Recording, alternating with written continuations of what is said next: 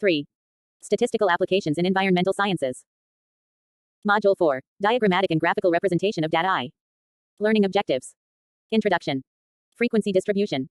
Use of diagrammatic and graphical presentation of the data. Summary. Suggested readings 1. Learning objectives. In this module, a complete explanation about different types of diagrammatic representation of data will be discussed. This module helps one to learn different methods of diagrammatic presentation and their properties. Through this module, one can learn about which method of representation is appropriate under what type of conditions. Questions with answers are included to give an in-depth knowledge of the topic. 2. Introduction. Statistics is a science that is based on description of data either numerically or diagrammatic or other way. This science is used to extract information from the data based on the objective. Data can be in quantitative form as well in qualitative form. Data are collected from the resources of study and are available in raw form. After collecting and editing the data, the next stage is to organize the data. Classification and tabulation of the data are among the most important tools for the precise, clear and comprehensible representation of the data. However, sometimes these forms of presentation are not appealing to the common person. Due to technicality involved in these forms, it may not be interesting for a common person to be able to understand the things in a simple manner. Another way to represent the data is through diagram and graphs that present the data into attractive manner that appeal more to the mind of the spectators. These forms are more attractive, fascinating and impressive than the other methods.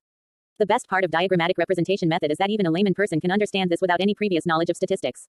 This is the reason that diagrams and graphs are used to give basic education to the kids. Another important feature of the diagrammatic and graphical representation is that it saves a lot of time as these are easy to build up and one can draw meaningful inference from them. These methods are able to present that information that might be lost amid the details of classification and tabulation of data. These methods also facilitate the person for comparing the value of two or more sets of data. Graphs and charts are used to clarify a complex problem and reveal the hidden facts that are not clear from the tabular form. Hence, graphs and diagrams are important not only for the representation of the data but for visual comparison of two or more datasets. Now in the next section, a brief introduction about frequency distribution and how to form it will be discussed. 4. Statistical applications in environmental sciences. 3. Frequency distribution. In English language, frequency means the rate of occurrence of something in a repetitive manner in a particular time interval or time frame. Statistics is concerned with the extraction of information from the numbers collected in a raw form from the study. We already discussed about definition of variables in the second module.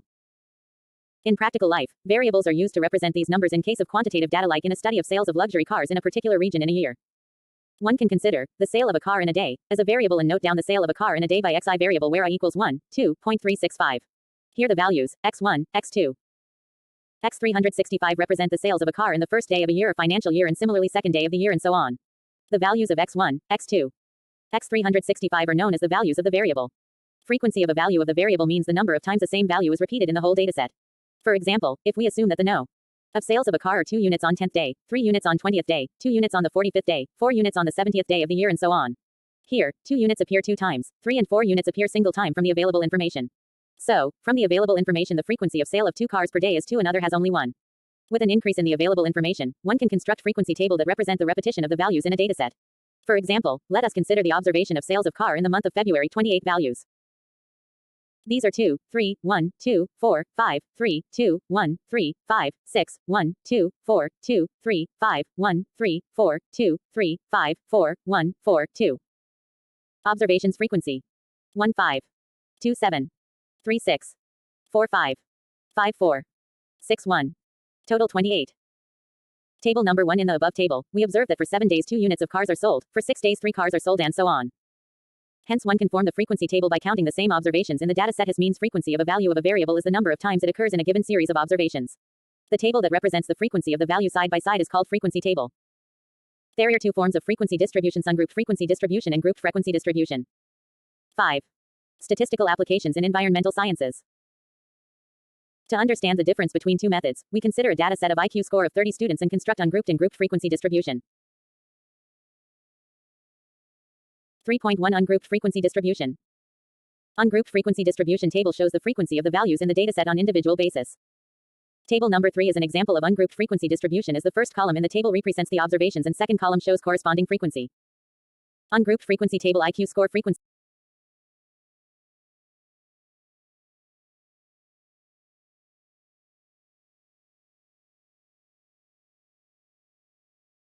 From table number 3, one can observe that 2 ND column and 4 TH column show the frequency values of the dataset from table number 2. Hence in ungrouped frequency distribution, the values of the dataset are shown on individual basis.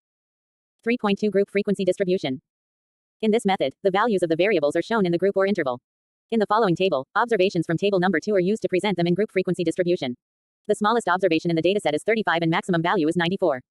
In table number 4, we consider width of the interval is 10 and lowest class value is 30 and so on till we cover the maximum value in the dataset.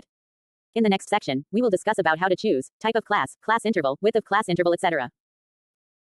From table number 4, we can see 70 to 80, 80 to 90 intervals have maximum frequency value that is 8.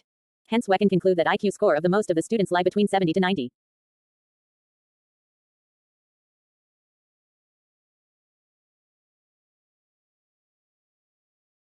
On the comparison of table number 3 and table number 4, one can see that group frequency distribution visualize the important characteristics of the data in a simple and understandable manner about the tendency of peak score of students over ungrouped frequency distribution.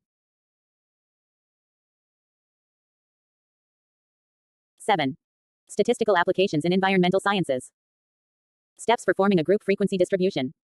Many techniques are used for the formation of the group frequency distribution.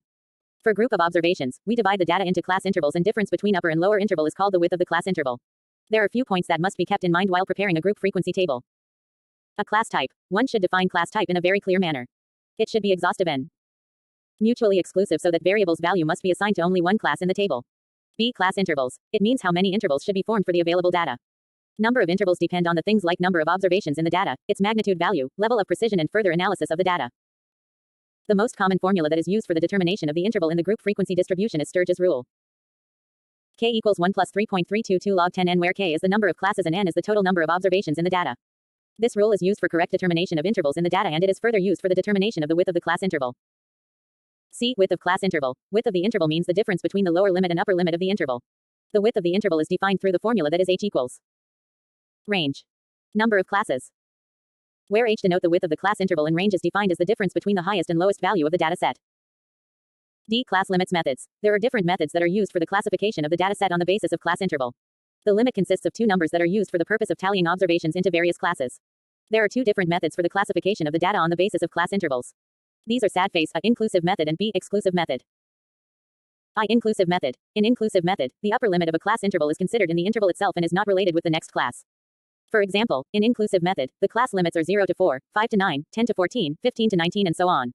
Hence, one can see that both the upper and lower limits are included in the class, and thus it is termed as inclusive. The main drawback of this method for continuous data observations, for example, if data value is 4.5, then with this method one cannot tabulate or assign the value to any interval. E. Exclusive method. In this method, the data are classified into class interval of such time that upper limit of one interval is the lower limit of next succeeding class interval. For example, in exclusive method, the class limits should be of such type that is 0 to 5, 5 to 10, 10 to 15, and so on. Hence, all those values that are less than 5 are considered in first interval n. 8. Statistical applications in environmental sciences. All those data values that are above than 5 but less than 10 are counted in second interval. Hence, in exclusive method, the problem of inclusive method is taken care of. E. Mid value or midpoints. Mid value is calculated by taking the sum of upper and lower limit of the interval and dividing that sum by 2. This value is used as a representative value of the class interval, and it is used for evaluation of mean, median, mode, and higher moments of the data. In the next section, we will discuss about cumulative frequency distribution and how to construct it. 3.3 Cumulative frequency distribution. We have already discussed about the frequency distribution in the previous section. Frequency distribution counts the occurrence of the same value in the data, but sometime one is interested in the number of observations that are small or greater than a given value. In such type of situation, one has to calculate the accumulated frequency less than or greater than some specified value. This accumulated value is known as cumulative frequency distribution. The frequency of observations till a given value is considered as less than cumulative frequency, and the frequency of observations that are greater than a value is called more than cumulative frequency. Using the same observation is given in table number 4. The cumulative frequency distribution for both more and less than are given in the following table. IQ score frequency less than cumulative.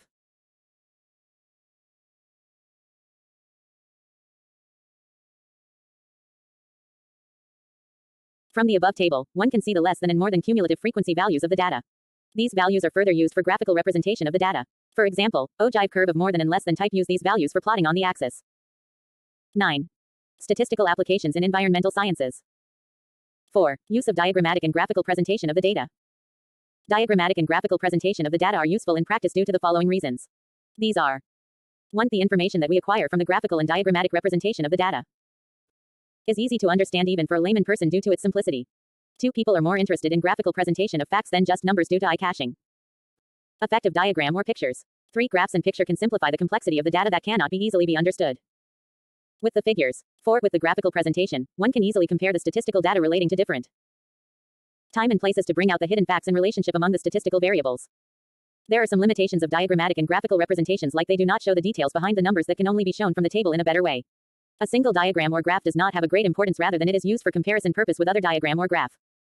In the next section, difference between graph and diagram will be discussed so that reader can understand the difference between them in a clear manner and use them at their proper place without any confusion.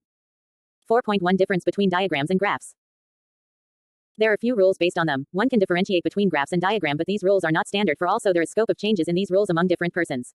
But we will discuss few rules that are considered common for all. These rules are: a diagram are plotted on the paper while graphs are plotted on a paper called graph. Paper graphs helps in the study of mathematical or numerical relationship between variables, but in diagram precise relationship among variables are not discussed. B. In diagram, different tools like bars, rectangles, circles, etc. are used to present the information in the data, whereas in graphs, different tools like lines, dots, etc. are used to present the data. C. Diagrams only give approximate information regarding the data, as this information will not be used further for analysis purpose. On the other hand, graphs give more precise, accurate information about the data, and they are used for further analysis purpose. D. Diagrams are used for the presentation of the categorical and geographical information in the data. On the other hand, graphs are used for the presentation of the time series and frequency distribution. E. Diagrams are more eye-catching than graphs. Also, diagrams are used for the understanding of the layman person, but graphs are used by experts from the field for the further analysis of the information. 10. Statistical applications in environmental sciences. F. Graphs are easier to build than comparative to the diagram. There are few points based on which one keep in mind while constructing the diagrams. These are: diagram gives only a pictorial representation of the quantitative data for rough guesses. It can only be used for homogeneous data. It is not reliable to make further inference about the data. So, basically diagram are used for the graphical interpretation purpose only. One cannot use it to find out reasons or inference from the data. While constructing diagrams, there are some general rules that should be followed. These are: an appropriate diagram can only present the data in a better way. Thus, it is essential to choose the right diagram for the data that need expertise as well as knowledge. It may be possible that due to inappropriate selection of diagram, the interpretation might be wrong, that can lead to unbearable results. It is also important that a diagram should have an appropriate title corresponding to the nature of the data. With an appropriate title, a person can understand the main idea in the diagram. It should be constructed in such a way that it portray all the relevant information within an allotted space. So, it should be appropriate in terms of size and consistent in terms of dimensions. It should be neat, clean, with footnotes and proper indexing that will attract the interest of the common man. It should be neat, clean, with footnotes and proper indexing that will attract the interest of the common man. In the previous section, we discussed the characteristics of the appropriate diagram. Now in the following section, a brief note on different types of the diagrams will help to understand its importance. 4.2 Types of diagrams. There are many types of diagram based on its dimensionality. These are I. One-dimensional diagrams. E. Two-dimensional diagrams. E. Pie chart. IV. Three-dimensional diagrams. Each type of diagram is used for specific type of data, i.e. for complex data, one need more dimensions to see the impact of one factor on the other. Hence the choice of the type of the data depends on the nature of the data. One-dimensional diagram is discussed here to give elementary knowledge. One can read other dimensions diagram also from the references. 11. Statistical applications in environmental sciences. One-dimensional diagrams. These types of diagram use only one dimension, i.e. only length of bars and lines are taken into account. So, these diagrams are known as one-dimensional diagrams. Bars may be vertical or horizontal. Vertical bars are mostly used to represent growth or decline rate of the variable under study, while horizontal bars are used to represent the data of attributes. There are few points that should be kept in mind while using bars. A. Bars should be constructed within an allotted space and of uniform shape and size. B. Scale should be chosen according to the magnitude of the observations. C. Bars must have the same baseline for a given data. D. It is better to represent the value at the top of the bar for the convenience of the reader. E. Bars should be arranged from the left to right in order of magnitude for consistency. The following example help you to understand the point given above. The following data give the approximate average yield of rice in kilogram.